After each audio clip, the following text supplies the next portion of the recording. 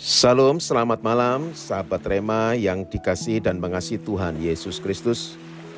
Sebelum kita beristirahat sejenak, kita merenungkan firman Tuhan dengan satu judul berhenti sejenak.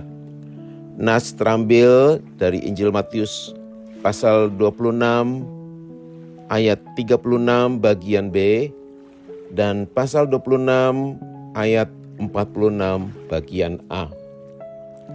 Lalu ia berkata kepada murid-muridnya, "Duduklah di sini sementara aku pergi ke sana untuk berdoa." Bangunlah, marilah kita pergi. Dalam hidup ini kita bukan hanya harus menjadi kuat, peka, dan memiliki kebanggaan serta rasa dihormati orang, tetapi juga kita harus tahu kapan kita berhenti sejenak, bukan karena tidak berdaya, apalagi menyerah. Bahkan kita tahu kapan kita harus bangun dan melangkah kembali. Ketika kita berhenti sejenak untuk memastikan apakah kita akan maju terus, dan bahkan di saat itu kita memikirkan kapan waktu yang terbaik, dan memilih kesempatan untuk kembali maju. Kita berhenti sejenak untuk memastikan apakah kita sanggup untuk terus berjalan. Dan ketika kita bangun meraih harapan apa yang menjadi cita-cita kita. Tak mungkin para pendaki mendaki gunung tinggi tanpa ada kelengkapan yang memadai.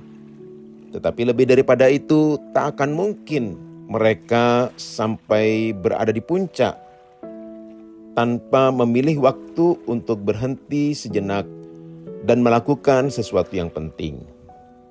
Kita berhenti sejenak untuk memikirkan apa yang terbaik bagi diri kita saat melawan gelombang kehidupan. Karena gelombang itu akan berubah setiap hari dan bahkan kita harus berhenti pada waktu yang tepat dan bahkan memilih waktu yang tepat untuk melanjutkan perjalanan. Saat kita berhenti, tiba-tiba gelombang itu kadangkala bergejolak menakutkan hati kita.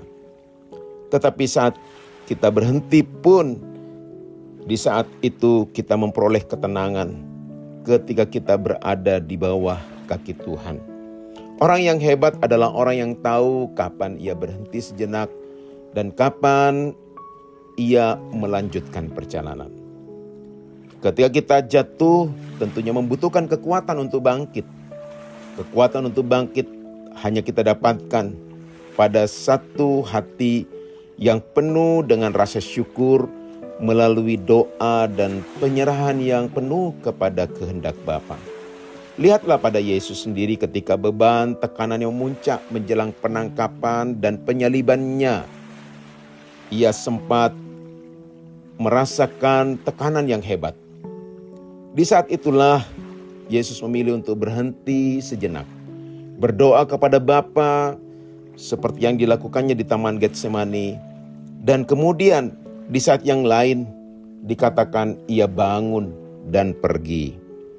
Perhatikanlah bagaimana nyata perbedaan sebelum dan sesudah ia berhenti sejenak. Ada kekuatan yang kita dapatkan ketika kita melakukannya bersama dengan Tuhan. Tuhan Yesus memberkati setiap kita.